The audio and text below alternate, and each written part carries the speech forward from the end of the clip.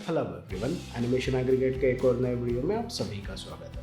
आज के इस वीडियो में हम हट मॉडल करने वाले हैं। देखने के लिए एक बहुत ही बेसिक सा मॉडल है, लेकिन यहाँ पे इसके भी अपने कुछ चैलेंजेस होते हैं। जैसे यहाँ पे अगर हम रूफ देखते हैं तो रूफ मॉडल करते वक्त हमें ये ध्यान रखना होगा कि ये कर्वेचर में, तो जो टाइल्स है वो प्रॉपरली कर्वेचर पे प्लेस होनी चाहिए।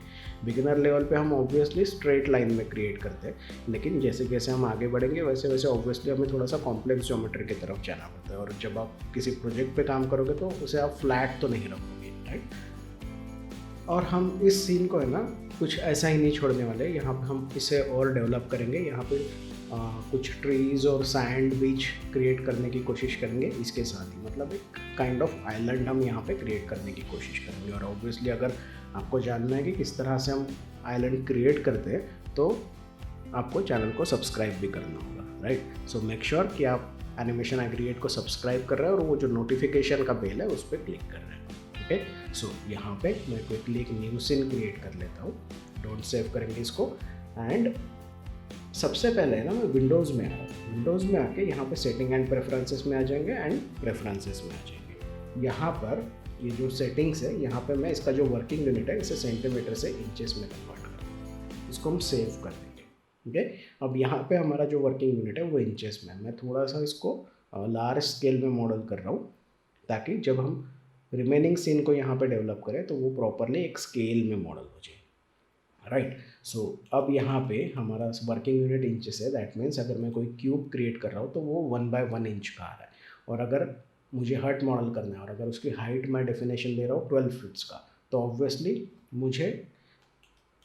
मैं इसको 96 इंचेस में हाई कर रहा हूँ 8 फीट में, और जो 4 फीट है मैं यहाँ से ऊपर एक्सट्रूड कर दूँगा। ओके, अब इसका जो विड्थ है वो विड्थ मैं अराउंड रख रहा हूँ 12 फीट का, 10 फीट का, और इसका जो डेप्थ है इसको हम 12 फीट कर लेंगे। ओके, सो कुछ ऐसा, या फिर यहाँ पे मैं 144 कर लेता हूँ 12 फीट और इसको 10 फीट कर लेता है।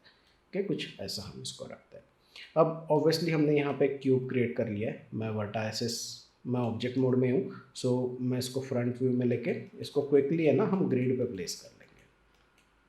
सो इसका जो पीवोट है उसे मुझे पहले तो नीचे की तरफ प्लेस करना है ताकि मैं इसको प्रॉपरली ऊपर मूव कर सकूं।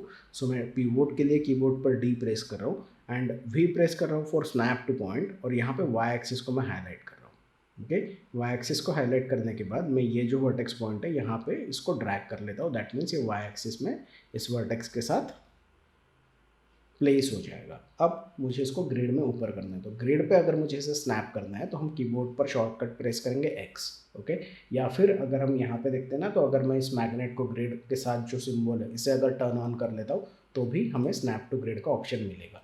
ओके, सो अगर अब मैं इसको रखता हूँ तो एग्जैक्टली मैं यहाँ पे ग्रिड पे इसको प्लेस कर सकता हूँ। सेकेंड थिंग, आपको ये ध्यान रखना होगा कि अगर आपने स्नैप टू ग्रिड का ऑप्शन ऑन किया है तो आपको इसे बंद भी करना होगा, नहीं तो आप जो कुछ भी मूव करोगे वो ग्रिड पे स्नैप होते रहेगा। इसीलिए यूजुअली हम कीबोर्ड पर एक्स प्रेस करके टेम्पररी उस ऑप्शन को एक्टिवेट कर लेते हैं। ओके, अगर मैं एक्स प्रेस कर रहा हूँ यहाँ पे देखो आपको पता चलेगा कि ये हाईलाइट हो रहा है। अब यहाँ पे है ना मैं फेसेस में आ रहा हूँ। फेसेस में आके इसको इस टॉप फेस को मैं सिलेक्ट कर रहा हूँ एंड इसे हम क्विकली शिफ्ट राइट क्लिक करके एक्सट्रूड फेस कर लेते हैं। या फिर अगर मैं कीबोर्ड पर कंट्रोल ई प्रेस कर सकता हूँ, उससे भी एक्सट्रूड हो जाएगा।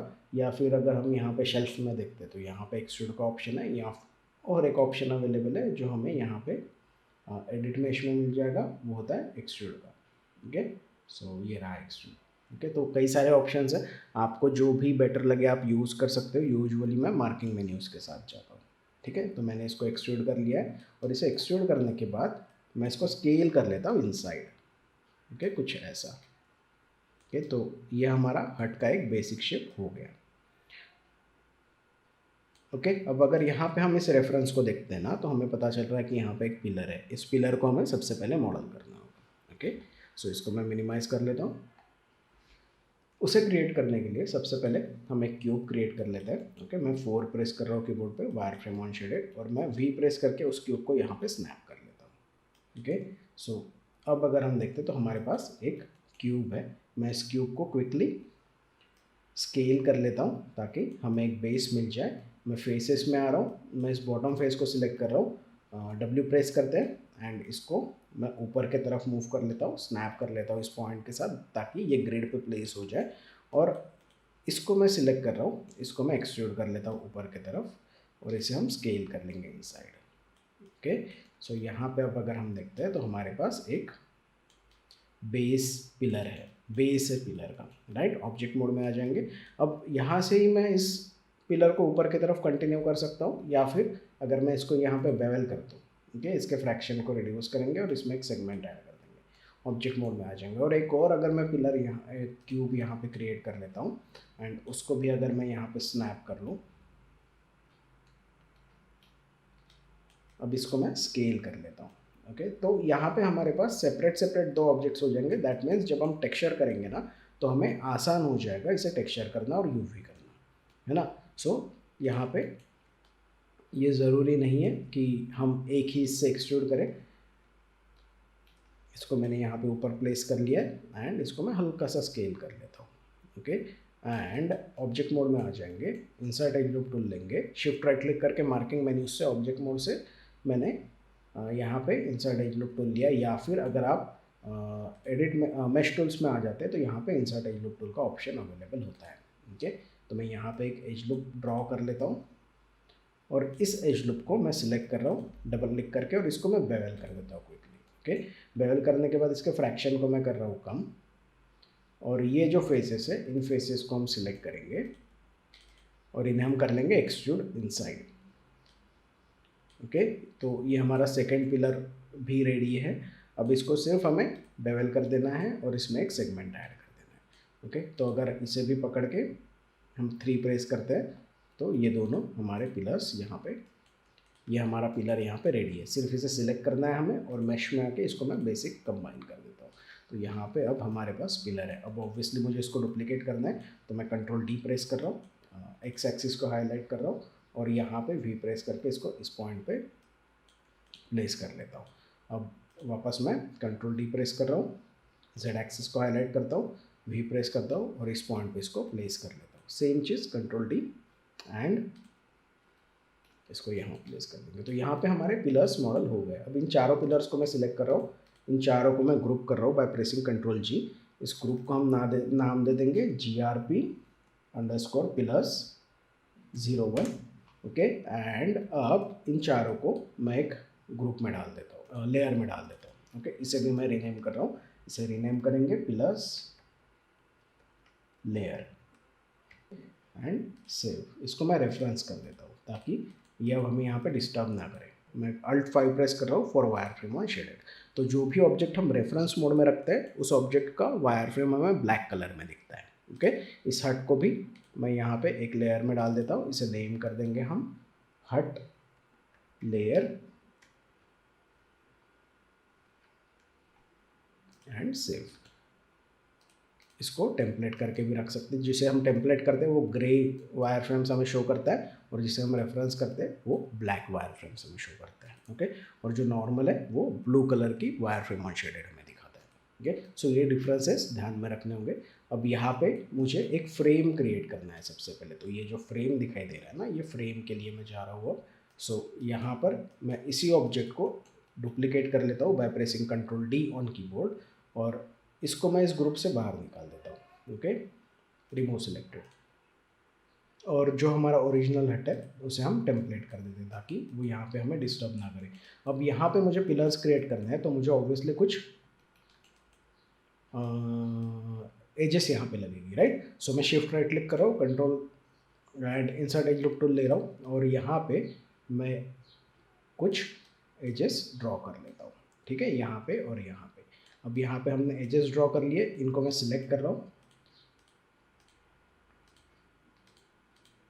ओके, ये सभी हमने सिलेक्ट कर लिए, और जो रिमेनिंग पार्ट है वो हमें डिलीट कर देना है। तो मैं क्या करूँगा, मैं शिफ्ट सिलेक्ट करूँगा, तो जो सिलेक्ट है वो डीसिलेक्ट हो जाएगा, और जो डीसिलेक्ट था वो कंप्लीट सिलेक्ट हो जाएगा। अब मैं इन रिमेनिंग फेसेस को डिलीट कर देता हूँ। अब हमारे पास ये फ्रेम वाला फेस है, इसको सिलेक्ट करके मैं एक्सट्रूड कर लेता हूँ ऊपर की तरफ। ओके, तो यहाँ पे अब अगर हम देखते तो हमारे पास एक फ्रेम का शेप है। अब यहाँ पे अगर मैं एक फ्लैट टाइल का शेप लगा दूँ तो जो हमारा बेसिक हट है वो आसानी से हो जाएगा। राइट। लेकिन हमें यहाँ पे थोड़ा सा इसमें एडवांस का जाना है, तो मैं क्या करूँगा, मैं इसको सिलेक्ट करूँगा, इंसर्ट एज लूप टूल में आ जाऊँगा और उसके ऑप्शंस में ऑप्शंस में आके यहाँ से मल्टीपल एजेस में सिलेक्ट कर रहा हूँ और 3 एजेस में ले रहा हूँ। एंड यहाँ से मैं सिमेट्री को ऑन कर लेता हूँ ऑब्जेक्ट एक्स में, क्योंकि ये एक्स एक्सिस में जाएगा। और यहाँ पे मैं कुछ एज लूप्स ड्रॉ कर लेता हूँ। तो यहाँ पे हमने एज लूप्स डाल दिए और यहाँ पे भी मैं फ्रंट में भी कुछ एज लूप्स दे रहा हूँ। और अब वर्टाइसेस में आके ना मैं इन वर्टाइसेस को क्विकली मूव करना स्टार्ट कर देता हूँ। ठीक है, मुझे आर्क शेप चाहिए यहाँ पे, इसको मैं नीचे कर रहा हूँ थोड़ा। ठीक है, तो ये हमने एक बेसिक सा आर्क यहाँ पे क्रिएट कर लिया है। अब यही काम हमें बैक साइड के फेसेस पे भी करना है, तो मैं इसको सिलेक्ट कर रहा हूँ। सिलेक्ट करके मैं यहाँ पे फ्रंट व्यू में आ जाता हूँ। ओके, और यहाँ पे सबसे पहले तो मैं ग्रिड को बंद कर देता हूँ ताकि हमें डिस्टर्बेंस ना हो। एंड अगर मैं एक्सरे मोड भी ऑन कर दूँ यहाँ पे फ्रंट व्यू में, तो हमें क्लियरली पता चल जाएगा कि हमें कहाँ जाना है। ठीक है, तो अब अगर मैं इसको मूव करता हूँ,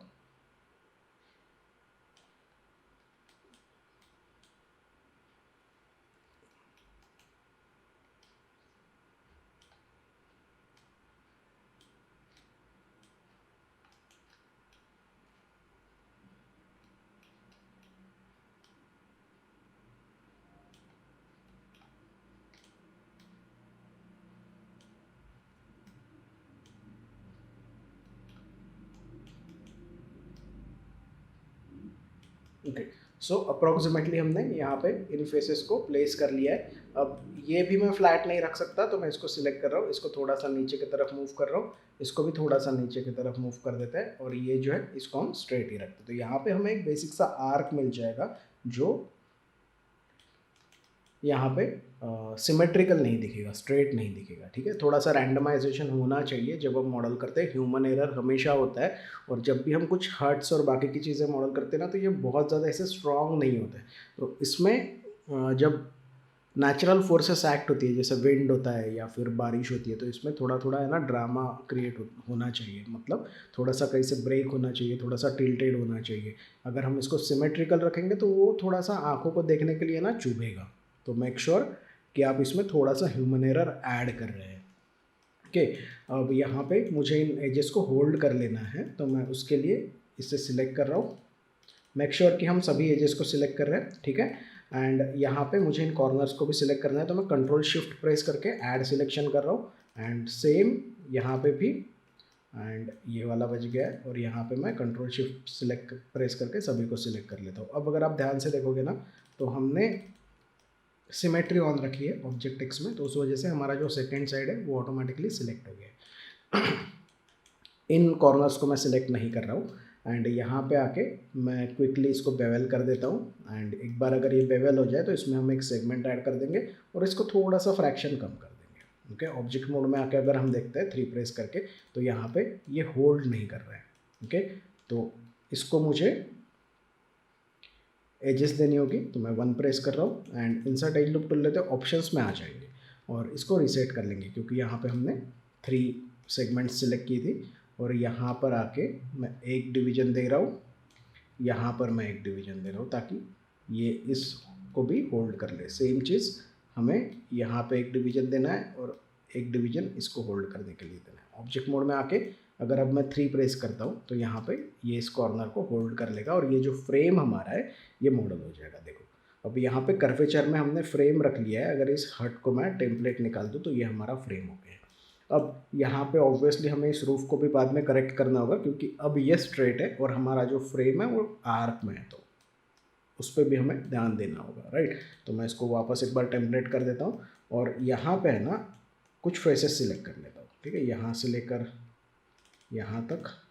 सबसे पहले हम सिमेट्री को ऑफ कर देंगे, क्योंकि दूसरी साइड का भी सिलेक्ट हो रहा है। सो मैं यहाँ से सिलेक्ट कर रहा हूँ यहाँ तक, इसको सिलेक्ट करेंगे। ओके, इसको सिलेक्ट करेंगे यहाँ तक। अब हम है ना आइदर पहले तो इसको मैं डुप्लीकेट कर लेता हूँ, शिफ्ट राइट क्लिक करके duplicate faces, and object mode में आ जाएंगे। और ये जो डुप्लीकेटेड फेसेस है, इन फेसेस को हम ध्यान से अगर देखते हैं तो हम यहाँ से लेकर यहाँ तक इसको डायरेक्ट कनेक्ट कर सकते हैं और बीच में एजेस देके यहाँ पे इसको ज्वाइन कर सकते हैं। तो ये एक काम हम कर सकते हैं। ताकि हमें रूफ का शेप मिल जाए। या फिर अगर मैं इन एक्स्ट्रा एजेस को डिलीट कर दूँ, पहले शिफ्ट राइट क्लिक करके डिलीट कर रहा हूँ मैं, या फिर कंट्रोल डिलीट प्रेस कर सकते हैं हम कीबोर्ड पर, ठीक है। डायरेक्ट डिलीट प्रेस नहीं करना, नहीं तो वर्टाइसेस वहीं पे छूट जाएंगे। जो सेकंड मेथड है उसमें हम यहाँ से लेकर यहाँ तक की अगर एज को सिलेक्ट करते हैं और इसको अगर मैं एक्सट्रूड कर लूँ, ओके, और इसको एक्सट्रूड करने के बाद मुझे इसको यहाँ तक खींचना है, देखो। और पहले तो मैं ये जो पिलर है, ये फ्रेम जो हमारा है, इस फ्रेम को मैं ऑब्जेक्ट मोड में आके लेयर में डाल देता हूँ और इसको मैं नाम दे देता हूँ frame layer, okay. F press नहीं हो रहा है, एफ, ओके, सेव। और इसको मैं टेम्पलेट कर देता हूँ या फिर हाइड भी कर सकते हो, ठीक है। और अब यहाँ पे वापस अगर मैं इस एज को हमने एक्सट्रूड किया था, मैं टी प्रेस एक्सट्रूड में आ जाता हूँ। डिलीट क्या किया, कुछ भी तो नहीं किया, ओके। तो यहाँ पे अगर हम देखते हैं तो मैंने यहाँ पे एक्सट्रूड को सिलेक्ट किया और कीबोर्ड पे टी प्रेस किया वापस ट्रांसफॉर्म टूल्स में आने के लिए। और अब मैं इसको अगर नीचे कर दूँ तो मुझे पता है कि अप्रॉक्सीमेटली यहाँ तक मुझे इसको रखना है, देखो, ठीक है। तो अगर चाहिए तो हम इसको थोड़ा सा और नीचे कर सकते हैं, ओके। अब इसको मैं एक्सट्रूड कर रहा हूँ वापस एक बार, और इसको मुझे इस एज तक रखना है, ठीक है। और इसको मैं नीचे की तरफ एक मूव कर लेता हूँ एंड अप्रॉक्सीमेटली मैं वहाँ पे उस पोजीशन पे इसको रखने की कोशिश कर रहा हूँ, ठीक है। सेम चीज़ अगेन इसको हम एक्सट्रूड करेंगे। एक्सट्रूड करने के बाद हम इसको यहाँ पे इस एज तक एक्सट्रूड करेंगे, फिर इसको हम नीचे की तरफ लेके जाएंगे, वापस इसको बाहर की तरफ लेके आ जाएंगे। और फिर एक बार मैं इसको एक्सट्रूड कर रहा हूँ एंड इसको मैं नीचे लेके जा रहा हूँ और ये जो हमारा लास्ट कॉर्नर है इसके पास रख रहा हूँ, ठीक है।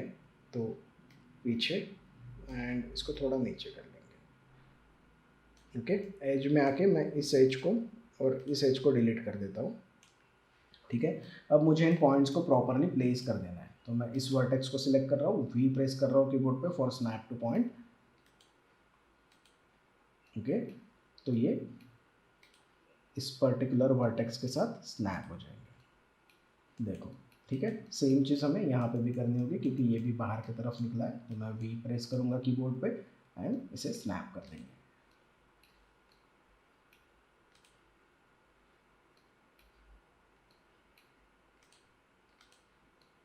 ठीक है। तो यहाँ पे हमने इन्हें प्रॉपरली स्नैप कर दिया है। अब अगर मैं फेसेस में आके इन फेसेस को सिलेक्ट कर लूँ,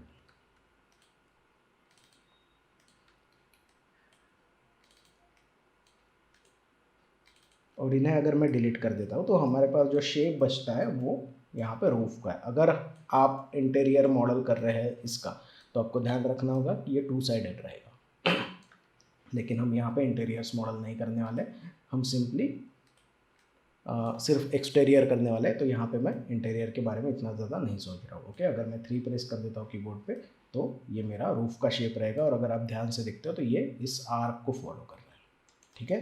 तो ये हमने एक साइड कर लिया है। अब मुझे इसको मिरर करना है एक्स एक्सिस पॉजिटिव में, तो मैं शिफ्ट राइट क्लिक करके यहाँ से मिरर टूल ले रहा हूँ, मिरर एंड ऑप्शंस में आ जाते हैं, मुझे चाहिए एक्स पॉजिटिव, ओके। इसको अप्लाई कर देंगे तो यहाँ पे ये मिरर हो जाएगा, ओके।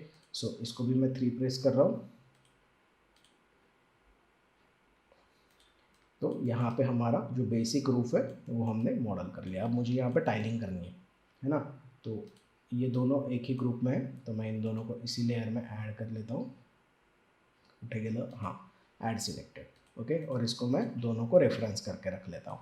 अब मुझे यहाँ पे टाइल्स लगानी है, ओके। टाइल्स लगाने के लिए थोड़ा सा टाइम टेकिंग प्रोसेस है, लेकिन हम क्विक यहाँ पे कोशिश करेंगे कि जल्दी हो जाए, ओके। सो यहाँ पर इस क्यूब को हम बाहर की तरफ निकाल लेंगे और इसको मैं पहले तो स्केल कर रहा हूँ थोड़ा सा, ओके। बहुत बड़ा नहीं चाहिए मुझे टाइल, और रेक्टेंगुलर शेप में चाहिए, तो मैं कुछ ऐसा उसको रख रहा हूँ, ओके।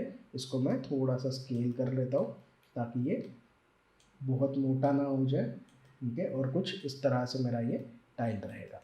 अब इसका जो पिवोट का पोजीशन है इसको मैं डी एंड वी प्रेस करके स्नैप कर लेता हूँ इधर, क्योंकि मुझे इसको रोटेट करना होगा इस पॉइंट से, और हमें अब इसको प्लेस करना है इसके पोजीशन पे। अब हमेशा ध्यान रखना होगा कि जब भी हम टाइल किसी रूफ पे अप्लाई करते हैं ना, तो वो हमेशा नीचे से लगता है, ऊपर से नहीं, ठीक है, क्योंकि पानी बहेगा इसके ऊपर से, तो वो ऑब्वियसली फ्लो होना चाहिए। तो एक के ऊपर एक टाइल प्लेस होगा बराबर नीचे से ऊपर की तरफ।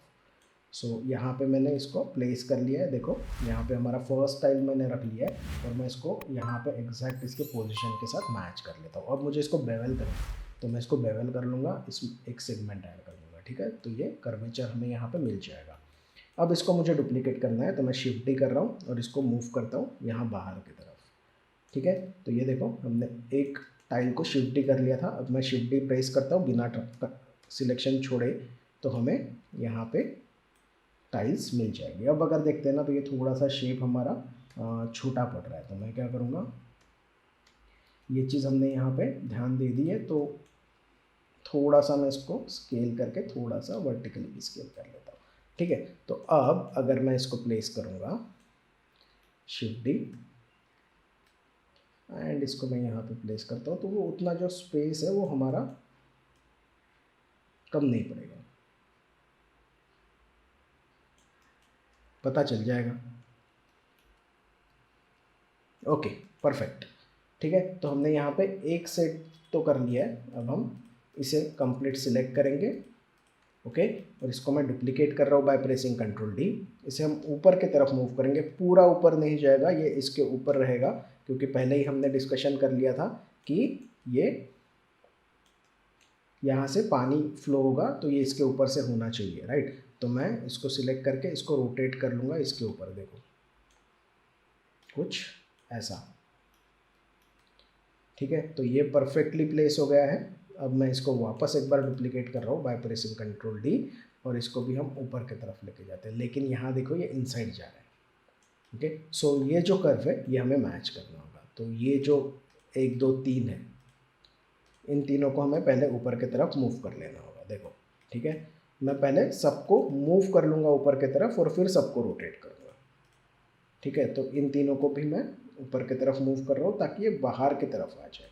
ठीक है, ये वाला भी देखो ये थोड़ा सा ज़्यादा लग रहा है, लेकिन इतना ज़्यादा फर्क नहीं पड़ने वाला है। ठीक है, तो लेकिन समय देना पड़ेगा, ऐसा नहीं है कि हम बस प्लेस करके वहाँ से भाग गए, नहीं, हमें इसे करेक्ट करना ही होगा। तो मैं इन तीनों को पकड़ के ऊपर की तरफ मूव कर रहा हूँ। अब इन तीनों को इन सबको हमने ऑलरेडी प्लेस कर लिया है ऊपर की तरफ, तो मैं यहाँ से इसको देख रहा हूँ इस तरफ से, ई प्रेस कर रहा हूँ कीबोर्ड पे और इसको मैं रोटेट कर लेता हूँ। अब देखो ये जो बीच के ये तो हो गए, है ना, ये वाला। और अब ये जो है इन्हें मुझे और थोड़ा करना है। अब देखो कौन सा हो गया, ये वाला कॉर्नर का हो गया है और ये वाला हो गया है, तो मैं इनको डीसिलेक्ट कर दूँगा। और ये जो 3 है इन्हें मुझे और थोड़ा सा रोटेट करना है। तो बाकी देखो कुछ इस तरह से हमने यहाँ पे रूफ पे टाइल्स को प्लेस कर लिया है। अब एक और रो हमें रखनी होगी, तो यही प्रोसेस मुझे कंटिन्यू करना है ऊपर तक। ठीक है, और पूरा नहीं रखना है। एक बात और मैं बता रहा हूँ, इन्हें हमें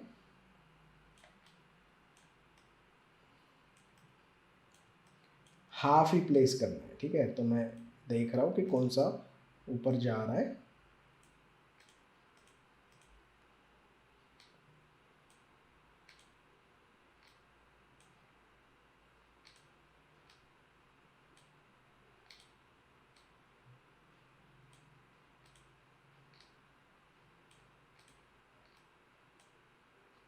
ओके, सो इन सब को मैं सेलेक्ट कर रहा हूँ वापस। ओके, फ्रंट में आ जाएंगे, आगे इनके ई प्रेस करेंगे और प्लेसमेंट चेक करेंगे। ठीक है, तो ये 3 तो हो गए हैं, तो इन तीनों को मैं डी सिलेक्ट कर रहा हूँ। अब ये वाला भी हो जाएगा, ई प्रेस करते हैं वापस। ये जो सेंटर के ये भी हो गए हैं, तो क्यू प्रेस करेंगे।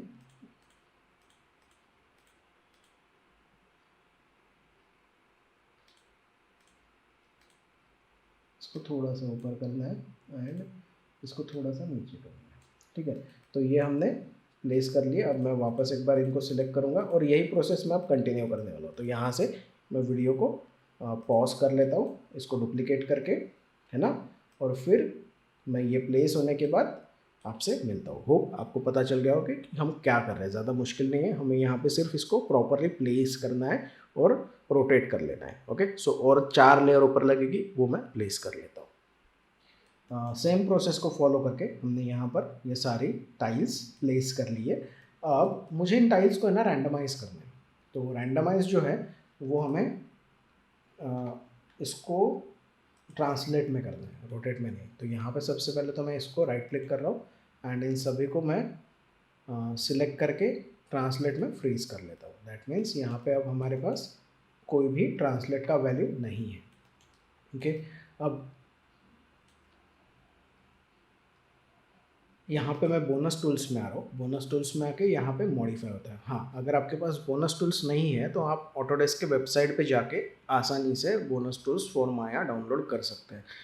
उसका लिंक भी मैं डिस्क्रिप्शन में दे देता हूँ, आप वहाँ पे क्लिक कर लीजिए, अपना अकाउंट क्रिएट कर लीजिए ऑटोडेस्क के वेबसाइट पे और वहाँ से इसे डाउनलोड कर लीजिए। ये टोटली फ्री है, चाहे आप पायरेटेड वर्जन यूज़ कर रहे हो या फिर आपके पास लीगल है या फिर स्टूडेंट वर्जन है, सभी पे ये अप्लाई हो जाएगा। ओके, सो यहाँ पे मॉडिफाई में आते हैं एंड मॉडिफाई में आने के बाद मुझे यहाँ पे है ना रैंडमाइज ट्रांसफॉर्म्स यूज़ करना है, बेसिक्स।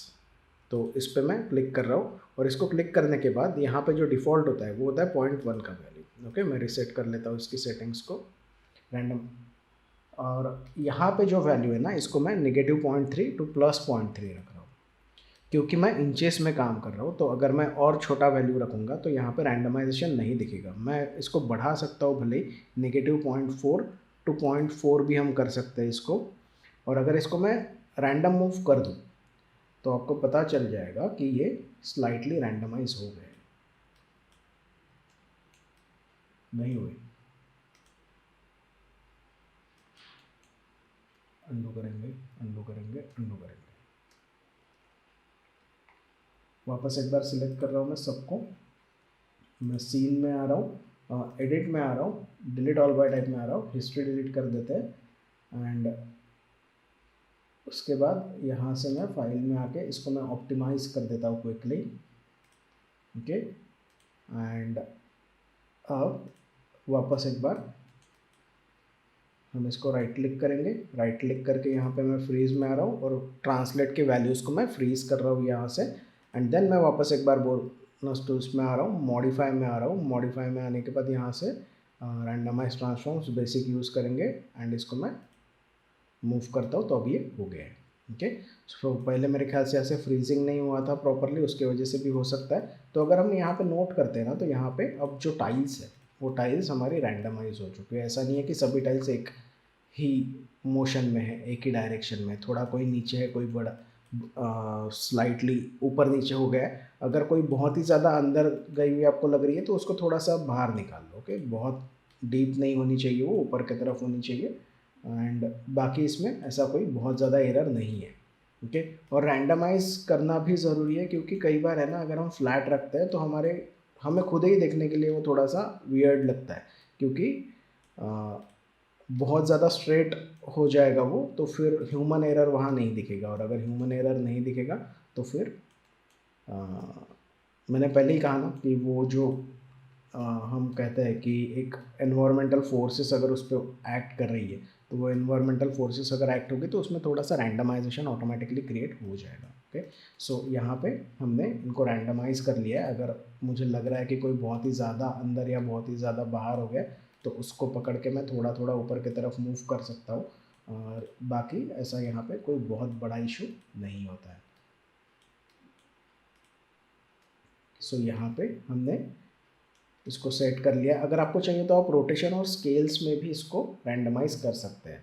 तो अगर फिर से अगर हम इसको सिलेक्ट करेंगे तो हमें ऑब्वियसली ध्यान रखना होगा कि इसका फिर रोटेशन भी फ्रीज रहे। ओके, राइट क्लिक करके अगर मैं इसको फ्रीज ट्रांसफॉर्म्स में आ जाता हूँ एंड यहाँ से रोटेट को भी फ्रीज कर लेता हूँ और वापस अगर मैं बोनस टूल्स में आ जाता हूँ और यहाँ पे मॉडिफाई में आके वापस रैंडमाइज ट्रांसफॉर्म्स में आ जाएंगे तो यहाँ पे देखो ये पॉइंट में वैल्यू नहीं देता है। इसका सबसे बड़ा प्रॉब्लम वही है। ठीक है, अगर मैं यहाँ पे 0.5 का रोटेशन देने की कोशिश करूँगा तो वो नहीं लेगा। तो यहाँ पे मिनिमम वैल्यू 1 है, -1 to 1। ओके, तो यही हमारा मिनिमम एंड मैक्सिमम रहेगा। अगर इसको हम रोटेट करते हैं तो ये स्लाइटली रोटेट भी हो जाएगा। ठीक है, सो हमने यहाँ पे देखो रैंडमाइज रोटेशन कर लिया है और रैंडमाइज इसको हमने ट्रांसलेट ऐड कर लिया है, तो उसके वजह से अब ये सिमेट्रिकल नहीं दिख रहा है, यहाँ पे थोड़ा सा रैंडमाइजेशन हमें दिखाई दे रहा है। और अब अगर मैं इन सभी क्यूब्स को सिलेक्ट कर लेता हूँ, ठीक है, और ये हमारे सारे क्यूब्स सिलेक्ट हो चुके हैं, इन्हें मूव करके हम चेक कर लेते हैं। एंड अब इन्हें अगर मैं कंबाइन कर लेता हूँ मैश में आके, ठीक है, तो हमें एक सिंगल ज्योमेट्री मिल जाएगी। लेकिन यहाँ पे देखो आउटलाइनर में बहुत सारे ट्रांसफॉर्म नोड्स हमें दिखाई दे रहे हैं, तो इन्हें रिमूव अगर करना है तो हमें ऑब्वियसली एडिट में आना होगा, delete all bye type and history, तो वो सारे के सारे नोड्स रिमूव हो जाएंगे और मुझे इसे एक्स एक्सेस पॉजिटिव में मिरर कर लेना है। ठीक है, तो यहाँ पे हम क्विकली इसको सिलेक्ट करके शिफ्ट राइट क्लिक करेंगे एंड इसको हम मिरर कर लेंगे। ओके, तो ये यहाँ पे भी मिरर हो गया। अब हमारे पास रूफ हो गया है, हमारा फ्रेम हो गया और यहाँ पे पिलर्स हो गए। तो ये जो फ्रेम है ना, इसमें मुझे थोड़ा सा काम करना है। ठीक है, मैं इसको सिलेक्ट कर रहा हूँ, वर्टाइसेस में आ रहा हूँ, वर्टाइसेस में आकर मैं बी प्रेस कर रहा हूँ कीबोर्ड पे ताकि मुझे सॉफ्ट सिलेक्शन मिल जाए। एंड सेकेंड थिंग, मैं यहाँ से सिमेट्री को ऑन कर रहा हूँ ऑब्जेक्ट एक्स में और मैं इसको स्केल कर रहा हूँ। ठीक है, बहुत ज़्यादा भी स्केल नहीं करना है और इसको मैं थोड़ा सा नीचे की तरफ मूव कर लेता हूँ ताकि ये इसके थ्रू जाए। ओके, और इसको बाहर की तरफ लेते हैं कुछ इस तरह से। ओके, तो यहाँ अगर हम देखते हैं तो हमने कुछ इस तरह से इस पिलर को बाहर की तरफ मूव कर लिया ताकि ये जो है ये प्रॉपरली यहाँ पे फील हो जाए। ओके, और सेम चीज़ हमें यहाँ पे भी करनी है। तो मैं इसको पहले स्केल कर रहा हूँ एंड इसको मैं मूव कर रहा हूँ आउटसाइड, इसको नीचे की तरफ मूव करेंगे, थोड़ा सा इनसाइड ले लेते हैं, ऊपर करेंगे और इसको और थोड़ा सा स्केल कर लेते हैं। ठीक है, तो यहाँ पे हमने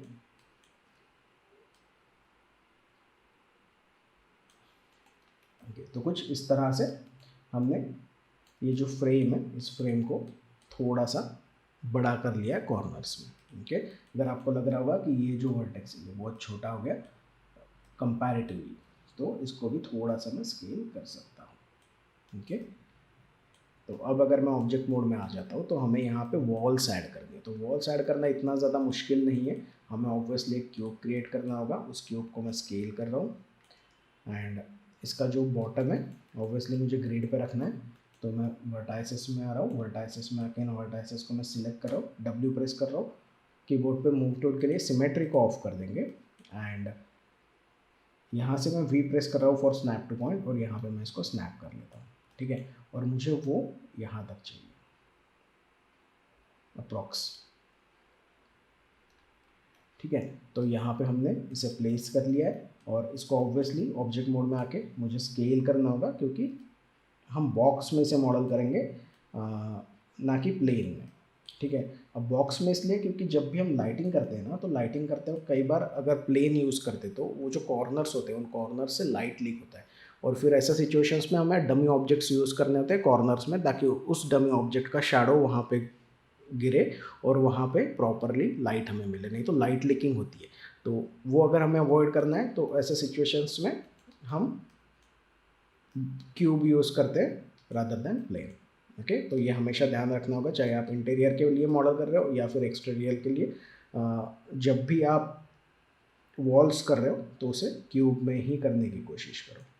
ठीक है, एज अ बिगिनर हम यहाँ पे प्लेन रखते हैं, लेकिन जैसे आप आगे जाओगे ना आपको पता चलते जाएगा कि क्या इश्यूज आते हैं। और ऑब्वियसली हमें यहाँ पे लाइटिंग भी करनी है क्योंकि लाइटिंग एक सीन क्रिएट करना, जैसे मैंने शुरुआत में कहा था कि हम एक इसका सीन करने वाले हैं आइलैंड का, तो ऑब्वियसली हमें यहाँ पे लाइटिंग भी करनी पड़ेगी, टेक्सचरिंग भी करनी पड़ेगी। तो उसमें क्या इश्यूज़ होते हैं वो भी हमें पता चल जाएगा। और टेक्सचरिंग में हम सब्सटेंस पेंटर के बारे में डिस्कस करने वाले हैं, जितना भी टेक्सचरिंग रहेगा वो हम सारा का सारा सब्सटेंस में करेंगे। तो वो एक और चीज़ आपको पता चल जाएगी कि किस तरह से हम सब्सटेंस पेंटर यूज़ करते हैं। ओके, सो यहाँ पे मैं 4 प्रेस कर रहा हूँ और ये एज को मैं थोड़ा सा ऊपर की तरफ मूव कर लेता हूँ ताकि वहाँ पे गैप ना रहे। ऑब्जेक्ट मोड में आ जाएंगे और इसको हम मिरर कर लेंगे क्विकली। ओके, तो ये इस साइड भी आ जाएगी और ये जो वॉल है इस वॉल में मुझे कुछ एजेस देनी है। तो मैं एज को सिलेक्ट कर रहा हूँ, कंट्रोल राइट क्लिक कर रहा हूँ, edge ring utilities to edge ring and split. Okay, और यहाँ पे स्प्लिट में आके मैं मल्टीपल एजेस सिलेक्ट कर रहा हूँ और यहाँ पे मैं 6 एजेस ले रहा हूँ। ओके, फ्रंट व्यू में आ जाएंगे। फ्रंट व्यू में आके इनवर्ट एक एज में और डाल के रख देता हूँ यहाँ पे, जो यहाँ से आड़ाई से काटेगी। ओके, और वर्टाइसेस में आके इन वर्टाइसेस को मैं ऊपर की तरफ मूव कर रहा हूँ।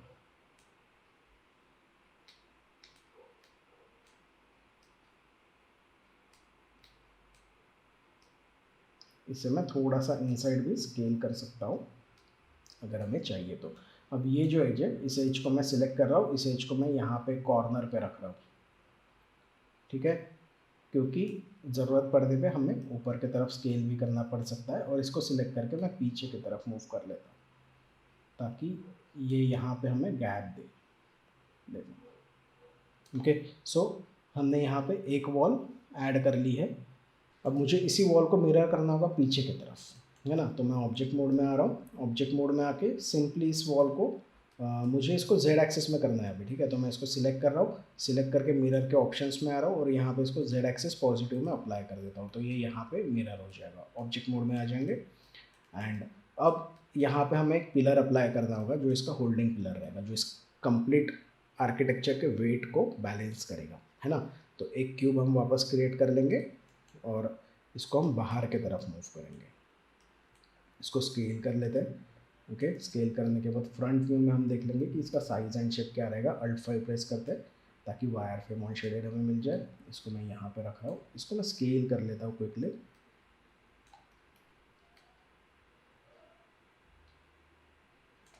पर्सपेक्टिव में देख लेंगे। इसको पीछे की तरफ मूव करना है और इसका पोजीशन हमें देखना होगा कि कहाँ आएगा। ठीक है, बहुत बाहर भी नहीं आएगा और बहुत इनसाइड भी नहीं आएगा। सो अप्रॉक्सीमेटली यहाँ तक मुझे इसको रखना होगा। ओके, एंड इसको थोड़ा सा नीचे रखना है। ओके, सो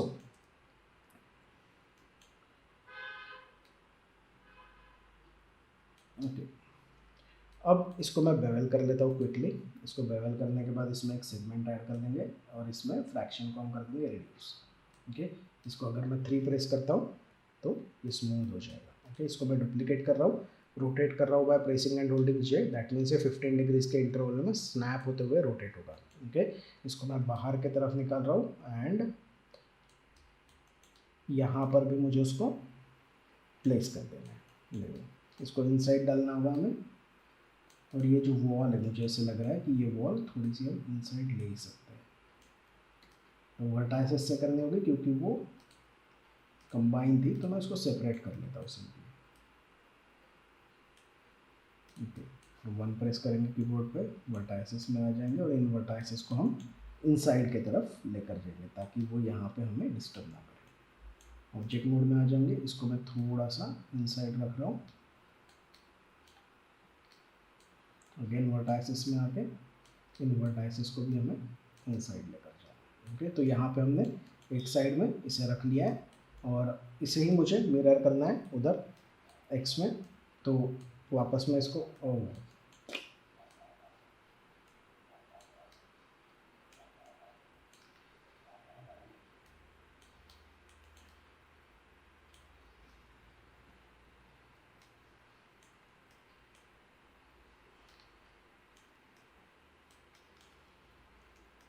इसको मैं इनसाइड पुश कर देता हूँ ताकि ये हमें डिस्टर्ब ना करे। ओके, सो और इसको नीचे कर लेंगे कुछ ऐसा।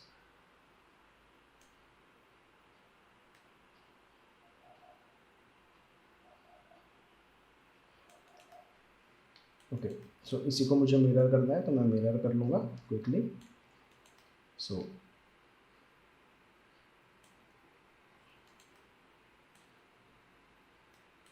जेड एक्सिस दिखा रहा है, मैं हिस्ट्री डिलीट कर रहा हूँ, edit delete all bye type history, और मैं इसका ट्रांसफॉर्मेशन फ्रीज कर लेता हूँ।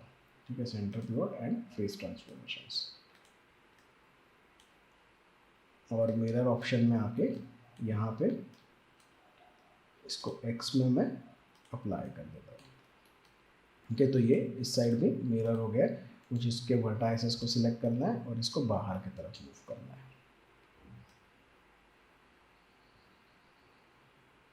ओके, और ये जो वॉल है इस वॉल को सेंटर पिवोट कर लेंगे एंड इसे थोड़ा सा इनसाइड पुश कर लेंगे। ओके, सो हमने यहाँ पे पिलर्स प्लेस कर लिए। इसी पिलर को मुझे पीछे की तरफ भी रखना है और उसको मुझे जेड एक्सिस में मिरर करना होगा, तो मैं इसको मिरर कर लेता हूँ। तो ये यहाँ पे मिरर हो गया। अब ये बहुत ज़्यादा बाहर है तो मैं वर्टाइसिस में आके, या फिर अगर हम सिंपली इसको सेपरेट भी कर लेना मैश में आके, तो भी हमारा काम हो जाएगा। मुझे इसको सेंटर पिवोट करना होगा सिर्फ। ठीक है, और इसको मैं पीछे की तरफ मूव कर लेता हूँ। तो कुछ बेसिक सा शेप तो हमने मॉडल कर लिया है। मैं कंट्रोल डी प्रेस कर रहा हूँ, इसको और इसको सिलेक्ट करके, दोनों सिलेक्टेड है। ओके, कंट्रोल डी एंड इसको मैं मूव कर लेता हूँ नीचे की तरफ, ताकि एक और पिलर हमें यहाँ पे मिल जाए। ओके, सो यहाँ पे हमने एक बेसिक सा कंस्ट्रक्शन शेप तो क्रिएट कर लिया है। एक पिलर डाल दिया हमने यहाँ पे। पिलर डालने के बाद हमने यहाँ पे रूफ क्रिएट कर लिया है। रूफ क्रिएट करने के बाद हमारे पास फ्रेम्स है, टाइल्स है। अब मुझे यहाँ पे एक डोर और एक वेंटिलेशन क्रिएट करना है। तो ज़्यादा मुश्किल नहीं है। वेंटिलेशन के लिए अगर मैं एक पाइप क्रिएट कर लेता हूँ, पॉलीगॉन प्रिमिटिव्स एंड पाइप, इस पाइप को हम बाहर की तरफ मूव कर लेंगे। इसको हम स्केल करते हैं क्विकली, एंड स्केल करने के बाद मुझे इसके थिकनेस में काम करना है। इसको रोटेट करना है by pressing and holding J again. अब जे इसलिए प्रेस करते हैं हम ताकि 15 डिग्रीज में इसको प्रॉपरली रोटेट कर सके। अगर मैं यहाँ पे रोटेशन टूल के ऑप्शंस में आता हूँ ना, तो आपको पता चलेगा यहाँ पे देखो स्टेप स्नैप का ऑप्शन है, ये ऑफ है और 15 डिग्री यहाँ पे लिखा हुआ है। तो ये ऑफ है, ये टेम्पररी ऑन हो जाता है जब हम जे प्रेस करते हैं। देखो ये एब्सोल्यूट में आ गया और यहाँ पे 15 डिग्रीज दिखा रहा है। तो इसीलिए हम कीबोर्ड पर 15 डिग्रीज में इसको रोटेट करने के लिए जे प्रेस करते हैं। आपको ये वैल्यू चेंज करनी है तो आप आसानी से ऑफ की जगह एब्सोल्यूट सिलेक्ट करके वहाँ की वैल्यू चेंज कर सकते हैं, लेकिन 15 डिग्रीज फाइन। छोटा इंटरवल है, कई बार हमें 30 डिग्री या 45 डिग्री में ही करना होता है। तो 30 अगर कर दिया तो फिर पता चल रहा है कि बीच में हमें मैन्युअली रोटेट करना पड़ रहा है। ओके, सो यहाँ पे इसको मैं थोड़ा सा थिक कर लेता हूँ। ओके, और इसका जो ये वाला थिकनेस है इसे मैं थोड़ा रिड्यूस कर देता हूँ। फ्रंट व्यू में आकर देखेंगे कि ये कहाँ पे प्लेस हो रहा है। ये यहाँ लगेगा और ये बहुत बड़ा हो गया, तो इसकी रेडियस को हम कर देंगे कम। इसको हम ऊपर की तरफ रखेंगे यहाँ पे। ओके, और इसका थिकनेस मैं और कम कर रहा हूँ और इसकी रेडियस भी मैं और कम कर रहा हूँ। ठीक है, तो कुछ इतना मुझे ये चाहिए और इसको मैं थोड़ा सा स्केल कर लेता हूँ। इसके ये जो दो कॉर्नर्स हैं ना, इन दो कॉर्नर्स को हम सिलेक्ट कर लेंगे पहले। ठीक है, इसको हम बेवल कर देंगे। ठीक है, ये बेवल होने के बाद अब हमारे पास एक्स्ट्रा एजेस है। अब मैं इन सभी एजेस को सिलेक्ट करूँगा। ठीक है, और इन सबको वापस एक बार बेवल कर दूंगा और इसके फ्रैक्शन को मैं कम करूँगा ताकि हमें टाइट बेवल मिल जाए। ऑब्जेक्ट मोड में आ जाएंगे और अगर मैं 3 प्रेस करता हूँ कीबोर्ड पे, तो ये जो शेप है, ये शेप हमारे पास है। मैं इसको सिर्फ पीछे की तरफ मूव कर दूँगा। ओके, तो ये वेंटिलेशन का जो शेप हमें चाहिए था ये हमने क्रिएट कर लिया। इसी को डुप्लीकेट करके अगर मैं नीचे की तरफ मूव कर लेता हूँ और इसको थोड़ा सा स्केल कर लेता हूँ, ठीक है, तो हमें डोर का शेप मिल जाएगा।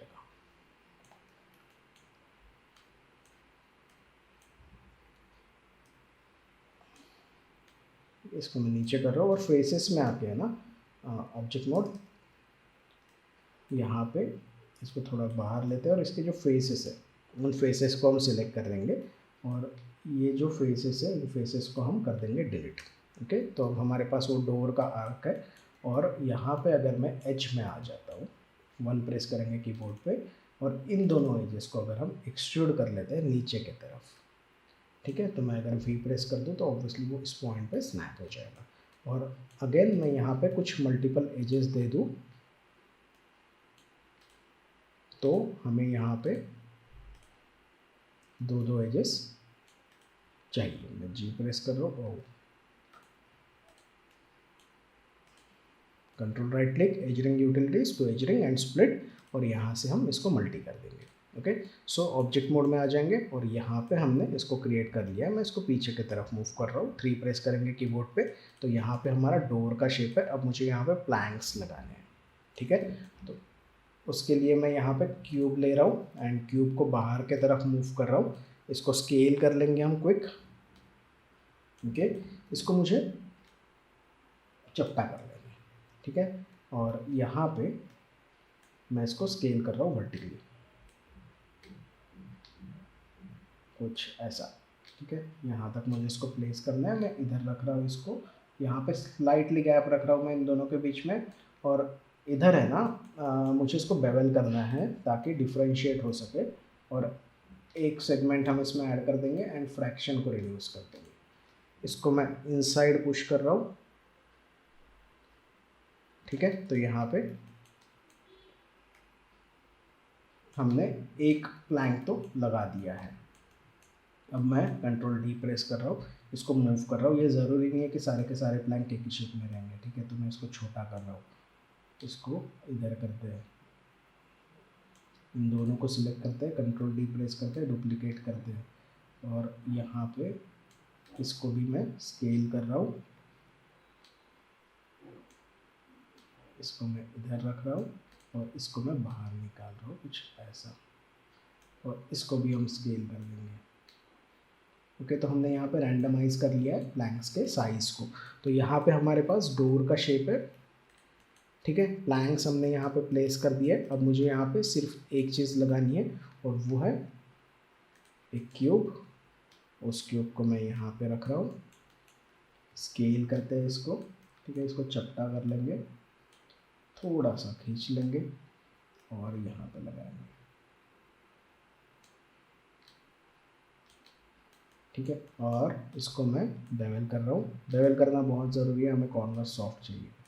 ठीक है, और यहाँ पे फ्रैक्शन को कम कर देंगे। तो यहाँ पे हमने ये लगा दिया है। अब मैं एक सिलेंड्रिकल शेप क्रिएट कर रहा हूँ। सिलेंड्रिकल शेप को मैं बाहर की तरफ ले रहा हूँ अगेन, एंड इसको हम रोटेट कर लेंगे by pressing and holding J again. इसको 90 डिग्रीज में रोटेट करेंगे। इसको हम कर लेंगे स्केल और इसको मुझे प्लेस करना है यहाँ पे। ठीक है, इसके डिविजन्स को हम 8 कर देते हैं, बहुत हैवी नहीं चाहिए मुझे ये। और इसको कंट्रोल 1 प्रेस करके मैं आइसोलेट कर लेता हूँ। और इसके ये दोनों जो एजेस हैं इनको हम बेवल कर लेते हैं। इसमें फ्रैक्शन को रिड्यूस कर देंगे और एक सेगमेंट ऐड कर देंगे। ऑब्जेक्ट मोड में आ जाएंगे, अगेन कंट्रोल 1 प्रेस करेंगे। ओके, 3 प्रेस करते हैं कीबोर्ड पे तो ये स्मूथ हो जाएगा। कंट्रोल डी टू डुप्लीकेट, और इसको मैं यहाँ पे रख रहा हूँ और इन दोनों को मैं सेंटर कर लेता हूँ कुछ ऐसा। ठीक है, तो यहाँ पे हमने ये रख लिया और मुझे यहाँ पे नॉकिंग के लिए एक टोरस चाहिए। उस टोरस को मैं निकाल रहा हूँ बाहर। ओके, इसको हम रोटेट कर लेंगे by pressing and holding J again. Okay, इसको मैं स्केल कर रहा हूँ। इसको स्केल करने के बाद मुझे इसका रेडियस चेक करना होगा कि कितना रहेगा। ओके, सो यहाँ पे ये देखो ये बहुत बड़ा हो गया। मैं क्या करूँगा, मैं यहाँ पे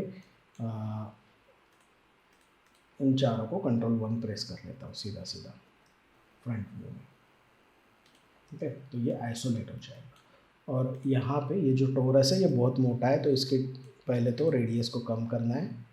ठीक है, इसका सेक्शन रेडियस भी हमें थीन कर लेना है और ये कितना हमें इसका प्लेसमेंट चाहिए वो देखना होगा। तो अब मैं रेडियस के साथ खेल सकता हूँ। ठीक है, मैं इसको थोड़ा सा ऊपर की तरफ मूव कर रहा हूँ। इसको मैं स्लाइट रोटेट कर रहा हूँ। ओके, इसको मैं थोड़ा मूव कर लूँगा अगेन। और जो फेसेस में आके है ना इसके जो ऊपर के फेसेस